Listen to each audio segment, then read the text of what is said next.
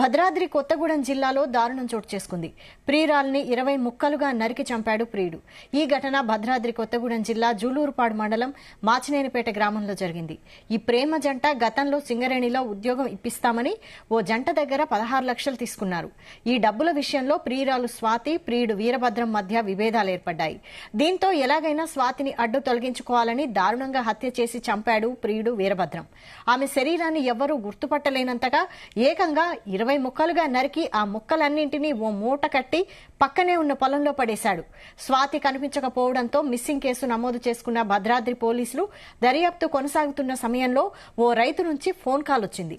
దీంతో పంట పొలాల వద్దకు వెళ్లిన పోలీసులు మూటలో ముక్కలుగా ఉన్న మహిళ మృతదేహాన్ని చూసి షాక్ గురయ్యారు. వెంటనే ఆ మూటను ఆసుపత్రికి తరలించి బాడీకి పోస్టుమార్టం నిర్వహించగా ఆ మృతదేహం స్వాతిదేనని గుర్తించారు. అనంతరం హంతకుడి గురించి ఆరా తీయగా వీరభద్రమే ఆమెను చంపినట్లు విచారణలో వెల్లడైంది. దీంతో అతడిని అదుపులోకి తీసుకుని విచారిస్తున్నారు పోలీసులు.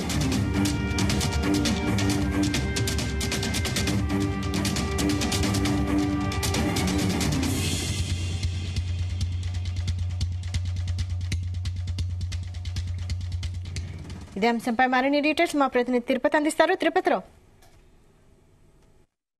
ఏదైతే భద్రాద్రి కొత్తగూడెం జిల్లాలో దారుణం చోటు చేసుకుంది. ఆర్థిక లావాదేవీల నేపథ్యంలో ప్రియురాల్ని అతి కిరాతకంగా హత్య చేసి పొలంలో పాతిపెట్టిన ఘటన అయితే ఆలస్యంగా వెలుగులోకి వచ్చిందని చెప్పాలి. ఏదైతే భద్రాద్రి కొత్తగూడెం జిల్లా జూలూరుపాడు మండల పరిధిలోని మంచినిపేట తండలో బానోతు వీరభద్రం ప్రియురాలు తోట స్వాతిని అయితే గత 3 రోజుల క్రితం అతి కిరాతకంగా కత్తితో హత్య చేసి ముక్కలుగా చేసి గోనె సంచిలో మూటగట్టి తన పత్తి చేనులోని పూడ్చిన ఘటన అయితే పలు నాటకీయ పరిణామాల తర్వాత ఆలస్యంగా వెలుగు చూసిందని అయితే చెప్పాలి. అయితే గతంలో స్వాతి ఆమె ప్రియుడు వీరభద్రం జూలూరుపాడు మండలం సాయిరాం తండకు చెందినటువంటి ఓ జంట యువ జంట రత్నకుమారి పార్వతిల దగ్గర సింగరేణిలో ఉద్యోగం ఇప్పిస్తామని వారి దగ్గర 16 లక్షలు వసూలు చేశారు. అయితే ఉద్యోగం రాకపోవడంతో అయితే మోసపోయామని ఆ యువ దంపతులు అయితే గత నెల పురుగుల మందు తాగైతే ఆత్మహత్య చేసుకుని మృతి చెందారు. అయితే ఆ స్వాతి 8 లక్షలు ఇస్తానంటూ కూడా పోలీసుల వద్ద ఒప్పుకోవడంతో మరో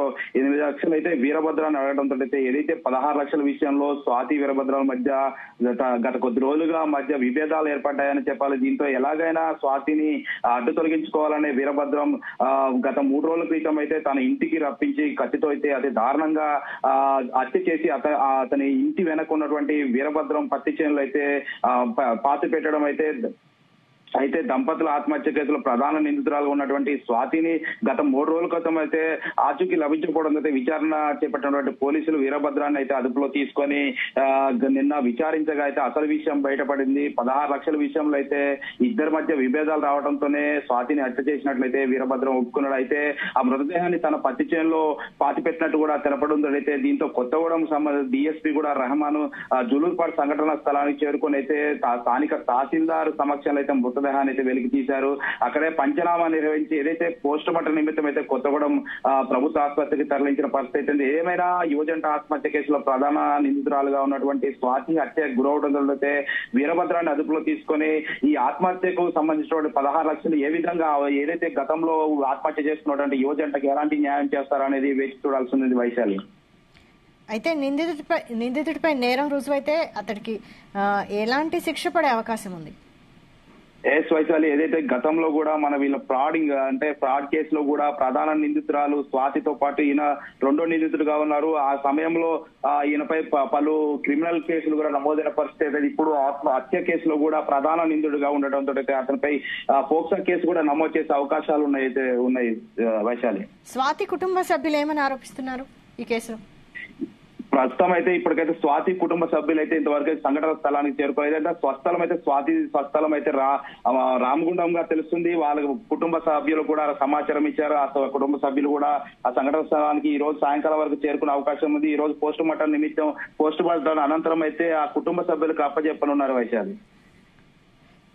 అయితే నిందితుడు వీరభద్రమే ఆరోపిస్తున్నారా? అతనికి ఎవరైనా సహాయం చేసి ఉంటారా? ఒక్కడే ఈ నేరానికి పాల్పడ్డా?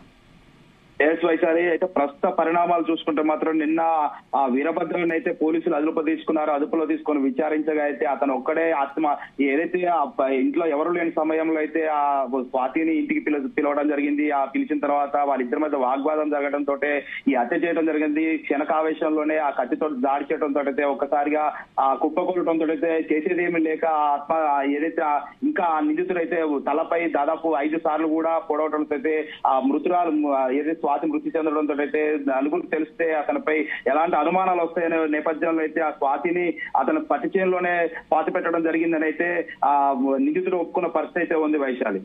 అక్కడ మృతదేహం ఉందని ఎలా బయటపడింది? అంటే అతని పొలంలో పాతి పెట్టాడా లేదంటే వేరే వాళ్ళ పొలంలో పాతి పెట్టాడా?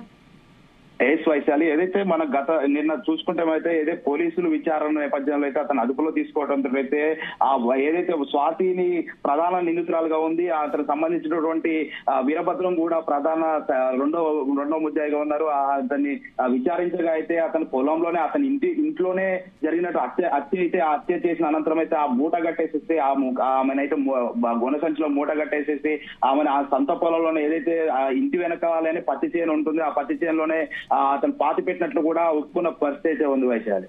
Right, thank you Tirupathirao.